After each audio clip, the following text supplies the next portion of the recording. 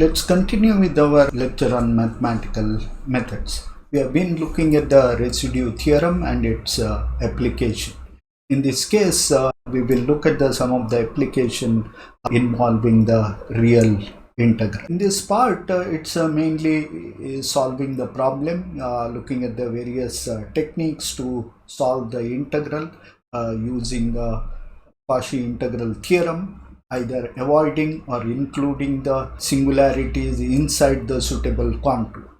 In a way, it's interesting because you get to exercise your smartness in choosing the contour.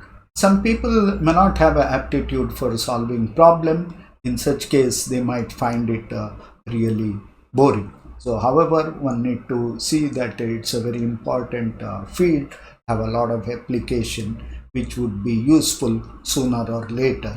So I request all you to pay full attention to these techniques and practice as much as possible. In this case, our goal is to evaluate the integral from minus infinity to plus infinity f of x dx. We have seen the procedure in detail in the last lecture, but there was not enough time for example. Let's quickly go over the method. We are taking the integral from minus infinity to plus infinity f of x dx. F of x is a continuous function in the domain.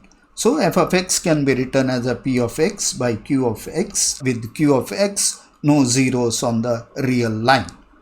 Now, first goal is to convert this into a complex integral, that is replace the real variable by a complex variable. So f of z is equal to pz by qz.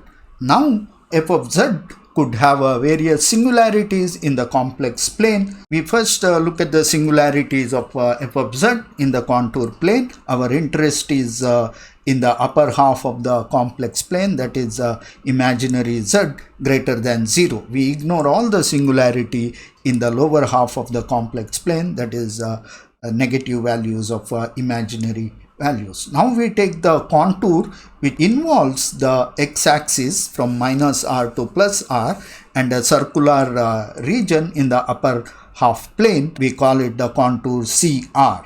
Now we take the limit r tending to infinity and then evaluate the integral. Now when we do this integral, we have to ensure that the CR contains all the singularities of the function f of z, and then we obtain the Cauchy's principal value. So integral f of z dz over the contour C, which is can be written as a 2 pi I sum of all the residues inside the contour using the Cauchy residue theorem. Now we see that the integral f of z dz over the contour C can be split as two separate contours, that is one along real line, that is x going from minus r to plus r f of x dx, and the other part is over the circular arc in the positive z axis, that is CR f of z dz. Now somehow we have to make the integral over the contour CR to be 0 for this function, then only this method is applicable. If this integral over the arc CR is not 0, then this method one cannot be used for evaluating the integral. Suppose f of z dz integral over CR is 0, then we have principal value of integral minus infinity to plus infinity f of x dx over the contour, that is limit r going to infinity minus r to plus r f of x dx is equal to 2 pi I times the sum of all residues inside this contour.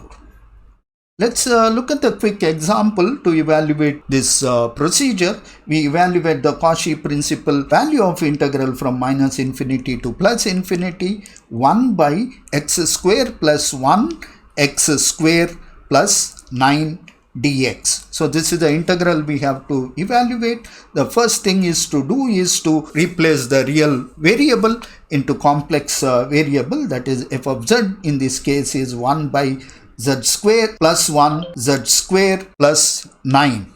It is obvious that it has a 4 singularity in the complex domain. Singularity zk are at plus or minus I and plus or minus 3i. These are the 4 singularities. We are interested in the contour which involve the circular arc in the positive direction with the one going from minus r to plus r in the real axis. So here we see that there are two singularities, zk at plus I and zk is equal to 3i. Now we have to evaluate the residue at this point, and then we get the value of the integral on this contour. So we take the C to be closed contour consists of interval from minus r to plus r along x-axis and semicircular arc of radius r greater than 3. We have two singularities inside our contour, that is at z is equal to I and z is equal to 3i. So integral over the contour C 1 by z square plus 1 z square plus 9 dz is written as integral along x-axis from minus r to plus r 1 by x square plus 1 and x square plus 9 dx. And the second part is along the contour CR circular arc, and that is given by 1 by z square plus 1 plus z square plus 9 dz. Now we have to show that as r tending to infinity, the term here in the second integral is going to 0. So that is what we have to explicitly show, and then we can use Cauchy's integral formula to evaluate the integral. So in order to do that, we substitute z as a r e power I theta. As z goes to infinity, r goes to infinity. This should be infinity, not 0. So r goes to infinity. In order to simplify this further, as z goes to infinity, we assume that z square plus 1 goes as a z square.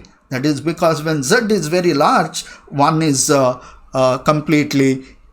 we can completely ignore 1. Same way, we can also ignore 9. So we have as z goes to infinity, we have z square plus 9 as a z square. We have dz as a r I e power I theta d theta, and when we substitute this in the integral, limit r going to infinity, integral along the curve CR, 1 by z square plus 1 into z square plus 9 can be approximately written as a limit r going to infinity, 1 by r cube, integral from 0 to 2 pi I into e power minus 3i theta d theta. Clearly this integral goes to 0 as r goes to infinity, so we can go ahead and apply the standard rule. So integral over the closed contour C 1 by z square plus 1 into z square plus 9 dz is equal to integral minus r to plus r 1 by x square plus 1 into x square plus 9 dz. The first integral is given as a sum of all residues inside, that is 2 pi I times the residue at I and the residue at 3i. So let's compute the residue at these points. It is a straightforward calculation. These are the simple poles at plus I and plus 3i. We substitute at z is equal to I. We get the residue to be 1 by 16i. So one has to be careful. There are a number of i's get multiplied. One has to keep track of them in order to get the proper sign. I square is minus 1. Now same way we can evaluate the residue at 3i. That's also again simple, and we obtain the result, that is minus 1 by 48i. Substituting this both, we obtain the value of integral from minus r to plus r. As r going to infinity, we get pi by 12, and then principal value of the integral minus infinity to plus infinity 1 by x square plus 1 into x square plus 9 dx is pi by 12. This is how we use Cauchy residue theorem to evaluate the Cauchy's principal value of an integral along the real line. Next is to have an homework problem. Here you have to evaluate the Cauchy principal value of the integral from minus infinity to plus infinity 1 by x to the power 4 plus 1 dx. So the idea is very simple. You make it a contour integral and then find out the singularity on the upper half of the plane and then evaluate using the Cauchy integral formula. Let's continue with the next type of integral which we can easily handle using the Cauchy integral formula, that is integral of the form minus infinity to plus infinity f of x cos alpha x dx and integral minus infinity to plus infinity f of x sin alpha x dx. So this is mainly coming because of the relation between the trigonometric function sine and cos in terms of exponential function e power I alpha x.